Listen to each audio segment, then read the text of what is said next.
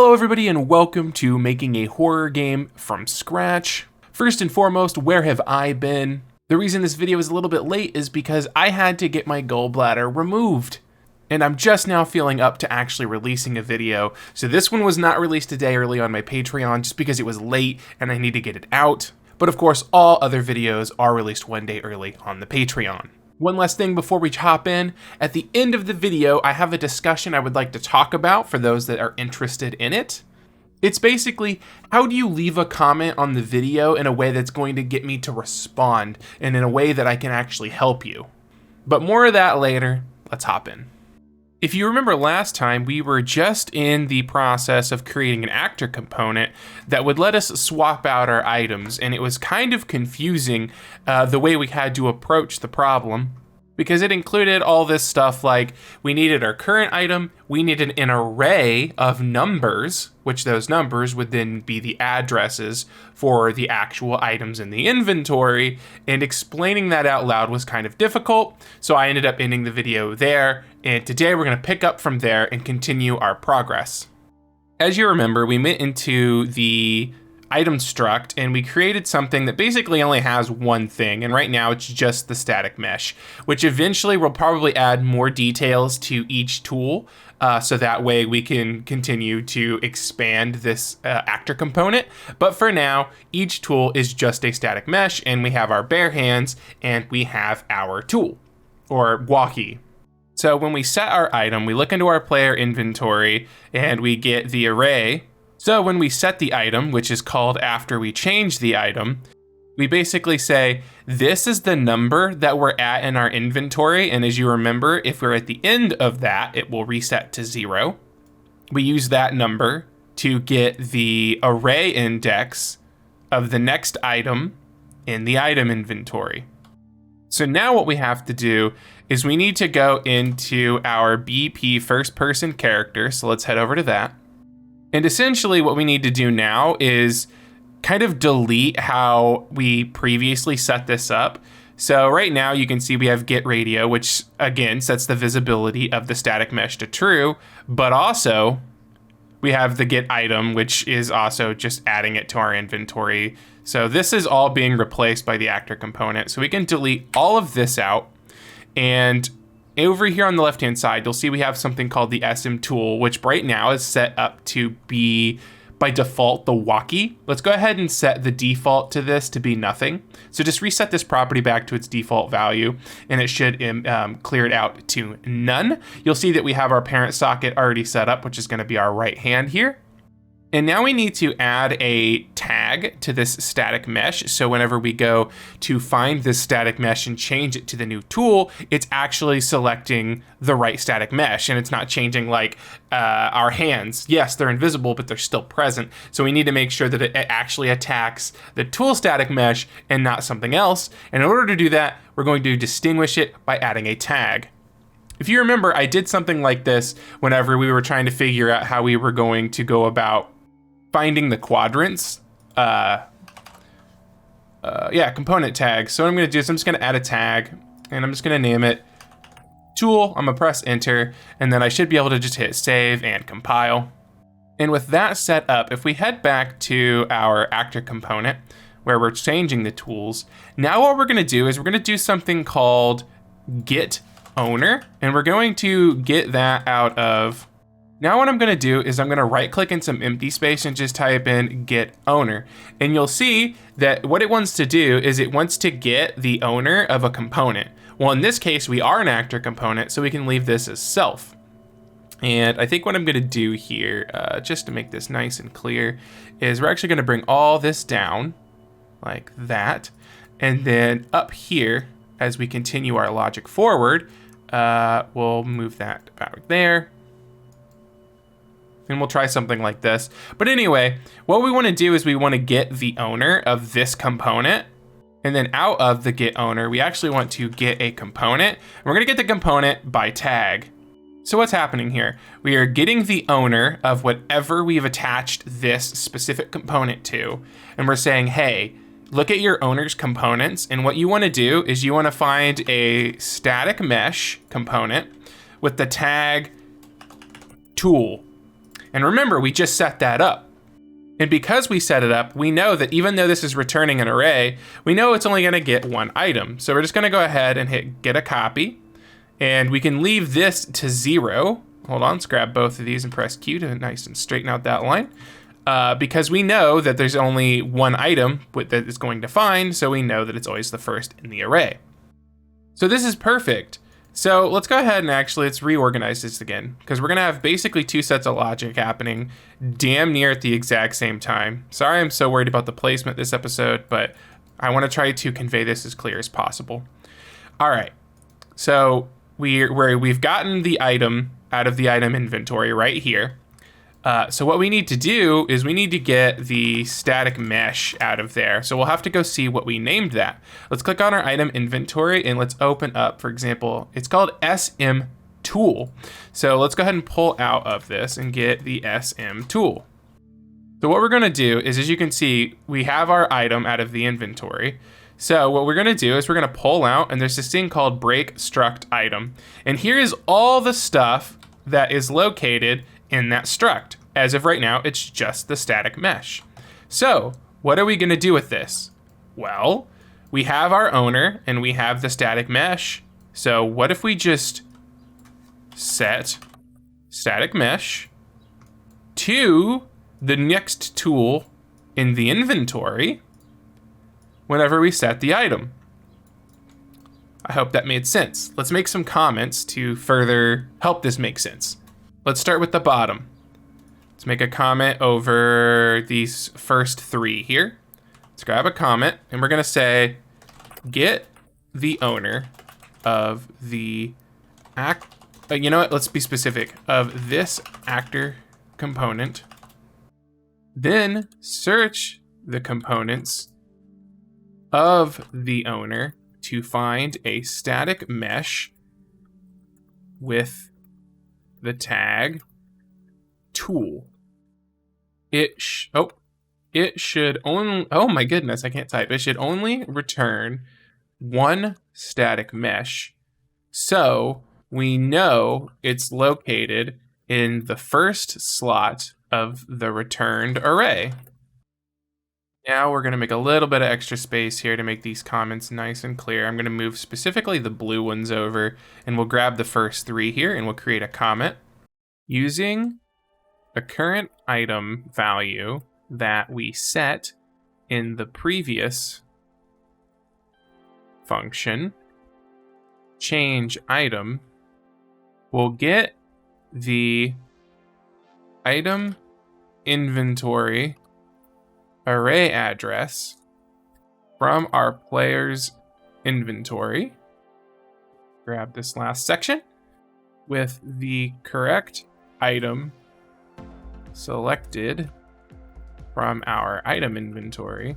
Which, by the way, you know what? We're gonna do a slight name change just so this makes a bit more sense rhetorically. We're gonna start calling it the item pool. So let's go ahead and change that in a couple places here. Let's change this variable from item inventory to item pool, because I feel like from a rhetoric standpoint, it sounds like it's part of an inventory. So if we just say item pool instead, it kind of eases some of that confusion. I will change it here as well. So item pool, with the correct item selected from our item pool, we can break down the structure we created and retrieve the static mesh. In fact, that's all I'm gonna put on this one. Let's make this smaller and only cover these first 3 nodes. I'm even gonna move this down because we're gonna make a bigger comment over all of it at the end. And then finally, then we set the correct static mesh to our hands smiley face. Then we'll grab all of it except for that top bit, create another comment, and we will name this setting the correct static mesh into our hands. And since this is a big overarching one, I'll make it a random color. We'll do green, just because I like green a lot. All right, let's head to the parent tool that we created, which should be somewhere in our actors. We should have parent item BP right here. And let's see how we need to alter this code to better fit our new system. I'm gonna go ahead and delete all these for now. Currently, it has a static mesh, which makes sense because obviously all of our tools will have a static mesh. But let's actually add a variable as well. We're gonna make it public, and I'm gonna make this variable just tool ID, and we'll just go ahead and make that an integer. And basically the only reason I'm doing that, which I'm gonna save and compile, is because tool is now going to need an ID that it's going to pass to our actor component. So that way it can add that tool ID to the inventory. So now that we've added the tool ID, let's go ahead and get out of the parent item. And let's go over to the radio item, which if you remember, this is actually a child of the parent item. And as you can see, it's got all kinds of issues going on because of the changes we've made. So on the event interacted, as you can see, it's not really doing what it needs to because we deleted this bit of code. So we're just gonna delete this, we're gonna delete that. And honestly, we can keep the destroy actor. Get the player ref, which when is that happening? Pretty much immediately we're getting the player ref. Which, by the way, should probably be something that all of our tools do. So putting this in the child doesn't make sense. Let's just hit Control X, which should cut. And let's go back to the parent item. Let's just go ahead and then Control V to paste it in here instead. So that way this happens on all of our tools and not just the one. I'll hit P and click so we get that event begin play. We'll do a D and click to delay by 0.2. We'll grab both those, hit Q. And then I will pull out and we will get the player ref, which as you know is probably going to cause issues because we don't have a variable set up for it. But someone left a comment that was very useful. If I hit save and compile, it's gonna yell at us. However, and I forget who said this, so whoever said this, thank you so much. This is so useful. The quickest way to go about fixing this is down here where it's talking about us not having the variable. If we click on this, I actually might just be right here actually. If you right click the error, you can just create the variable and it will automatically do it for us, which is so convenient. Let's go ahead and save and compile. And now all of our items will get the player ref and not just the radio, which was a weird choice by me at the time. All right, so now that we have the event interacted, we can actually delete this, get player ref, so it doesn't try to call that. What we need to do is we need to, oh, interesting. It changed the name of the variable that we created to _0 because the parent now has the same variable as this one. So that's why it did that. Let's delete that. We don't need playerf _0. What we do need to do is right click and type in get playerf, and we'll probably get a couple here. We want the one that has the blue value here. We can't pull it out of our variables, which is kind of frustrating because it's a variable that's taking place in the parent. I wish that wasn't the case, but that is just how it works. But we're gonna go ahead, we're gonna get that playerf. Out of playerf, we're gonna get AC _, which we're not seeing AC items. So the reason we're not seeing it is because we actually never added it. So go to your BP first person character and let's add the AC _ items component that we actually made, so that way our player can actually use it. And we'll go ahead and save and compile. Now on our radio BP out of the playerf, we should be able to access that AC _ items. And as you can see, we actually have access to the functions we've created, which brings up a good point. We haven't actually coded what happens when we receive an item. We only have switching the item and then setting the item. So now we need to create something for whenever we actually receive an item. So let's go ahead and right click and create a custom event, and we're gonna call it get item. And get item is going to require that we have a integer named item ID. I think you guys are seeing where this is going. Then we'll grab our player inventory and we will type in the word add unique specifically. We will plug it in, and we'll take the item ID and plug that into the item that we're actually adding. And we'll take it, we'll create a comment. I'm gonna make the first few words very clear. Getting a new item, comma, adding it to the player inventory. On smaller stuff like this, I definitely like to make the first few words really impactful, so when I'm looking for stuff later on, I can very clearly figure out what's happening in the code without having to read the entire comment. So now we can hit save and compile. Now back in our radio, from the player ref, let's do AC underscore, and now we have get item. Now what you're gonna see is it made a reference to the AC items, which is fine, but it's requiring that we plug in an item ID for it to add to our inventory.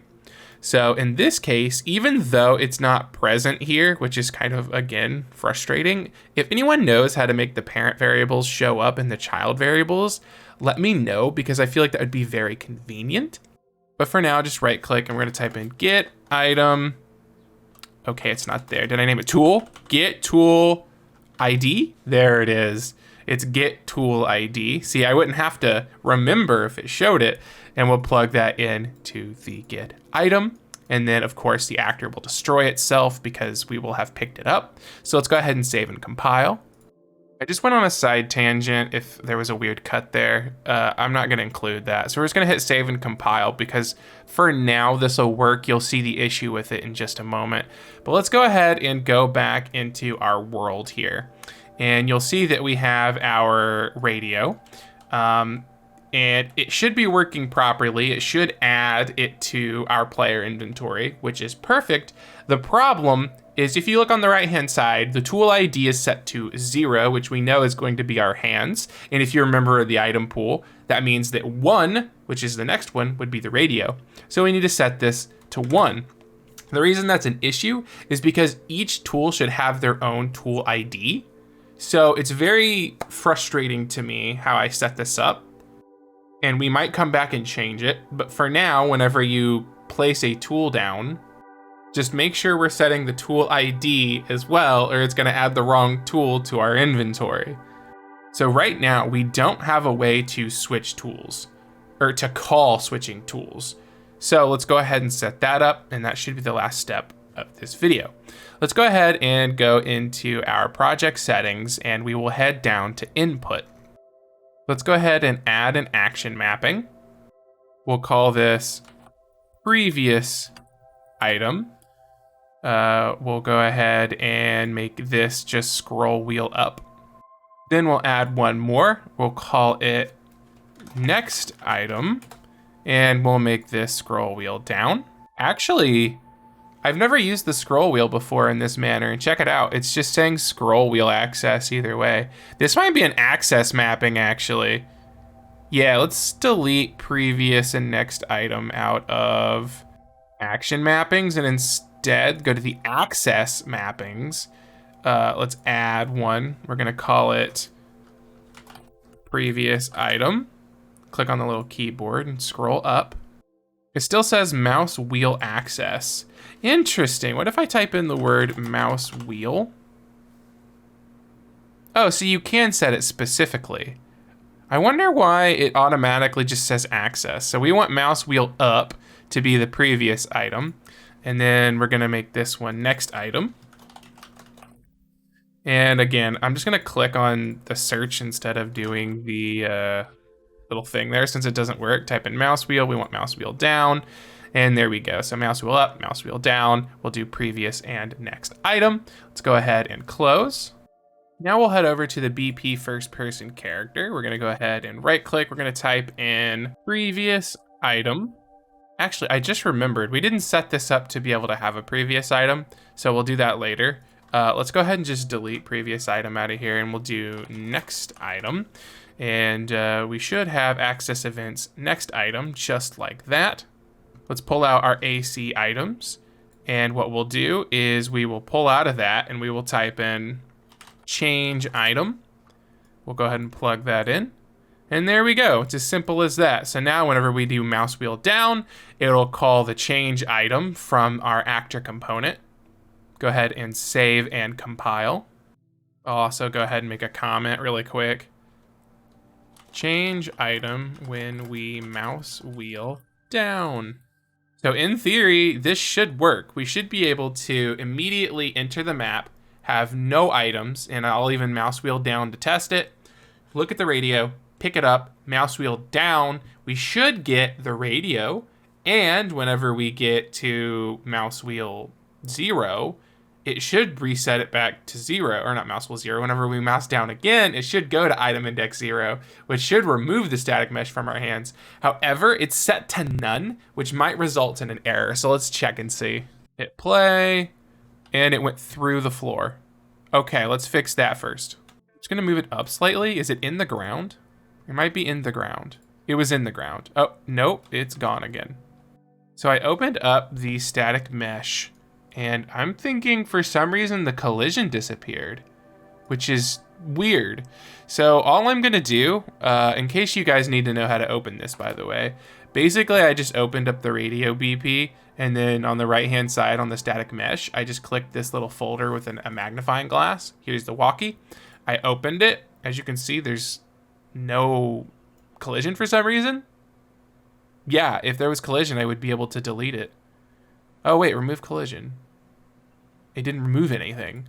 Interesting. So all I'm gonna do is I'm just gonna add a box simplified collision to this and then just hit save. I'm not sure why my collision disappeared, but if yours did as well, that's how you fix it. Let's see if that actually fixed it. Okay, yes, there we go. So now what we're gonna do is we should be able to walk up and pick it up. And then when I scroll, it's not doing anything. Uh-oh. Okay, so I'm having trouble getting this working, so I'm going to show you guys exactly how I'm going to debug this. First and foremost, I've set up a debug function that I can call, and what it's going to do is anytime I press that button, it's going to say, hey, what's currently in my player inventory? I've also added a print string with the next item, so that way if I call to get the next item, it'll say, hey, I'm changing items. On the radio BP, I've even added a print string that will tell me the tool ID when I pick up the item. Also, when it comes to things falling through the floor, I guess this is a known issue in Unreal Engine and they still haven't fixed it. So good luck with that. The best way that I have come to fixing it is if you go to the static mesh, on the right-hand side, type in the word complex, and where it says collision complexity, make it simple and complex, and I've had the least amount of issues by doing it like that. But let's use all of them fell. Oh, jeebus. There we go. Let's see if we can't pick one up. So when I pick one up, okay, 1. So we know that it made it to that code. So we know that the radio at least tried to send that to our actor component. Now when I press the debug button, which I don't remember what it is. Oh, yeah, it's 9 on my numpad. You can see 1 is in there. So we know that 1 is currently in there, right? Okay. When I press Z, because I took it off the mouse wheel just to see if mouse wheel was the issue, it wasn't. So for me, when I press Z, it says that it's trying to change item. And I think because I just ran this test, I figured out the issue. Guys, this is my entire inventory. It's just 1. So I just figured it out. We need 0 in the inventory. 0 has to be there because that's our hands. So when it's changing items, it's correct. It's being like, yeah, your hands are already out. What's your issue? So what we're gonna do is we're gonna go into our actor component items, go to the player inventory, and we are actually going to specifically add an array element of 0. So that way, no matter what, 0 is always present. Save. Compile. Now, when I hit my 9, we should have a 0. Then, when I pick one of these up, we should have 0 and 1. Oh my god, okay. And now, when I hit swap,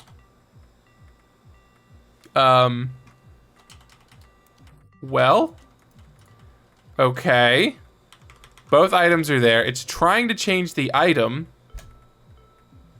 I don't know if this is the issue, but you see how under first person mesh we have our SM tool selected? It's not visible because of our old coding method. We should probably make it visible. I'm going to compile and save now that it's actually visible. Okay. Now it should be set up exactly how your guys' is. Hallelujah. Now when we switch again, should be gone. I have had a hell of a time debugging this, but now we can cycle through the items. We did it. If I skipped something in the video and you guys, it's just straight up not working, please let me know. That's it for the tutorial section. However, as I said at the beginning of the video, stick around if you want to learn about asking questions in the comments and some of the issues I've been dealing with. But for those that don't want that, please like, comment, and subscribe, and I'll see you in the next episode. So I'll try to keep this short, but I think there's a misconception of what asking a question is when it comes to a video like this. Some people have been leaving comments that are just saying, it doesn't work, or I'm receiving this error. Well, here's the thing. When the mass majority of my viewers are getting through the video without receiving that error, that means that there's probably a step you either missed, or there could be something different about your specific version of the engine. And I encourage you to look into that error and try to debug it, even if you're brand new. Because debugging and problem solving is the #1 way to get better at game development. If you have an actual question like, hey, what about this method? Or why are we doing something like this? I will gladly answer it. But I'm not your personal assistant, so I'm not going to immediately help you if you have an issue. I don't get paid to do this, and you're definitely not paying me to do this. So I'm not here to debug your game. Now, if a lot of people are leaving a comment like, dude, this just ain't working, clearly I've left something out of the video, and that's something I would address.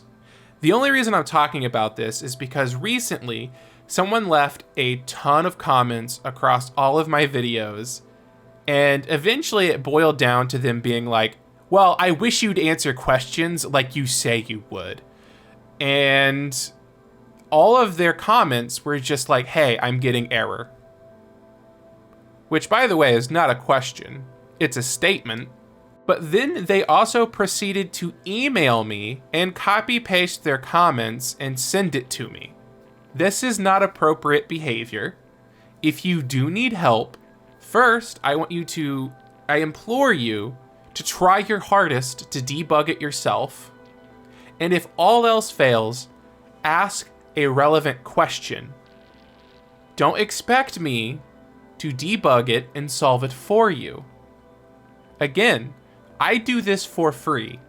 Not to mention the person that sent me all those comments and then emailed me did that within the time span of me getting my surgery and still recovering. I'm still not at 100%, by the way. I just really want to get this video out. So sorry for the little tangent at the end, but seriously, that's how you get help. That's how you ask questions.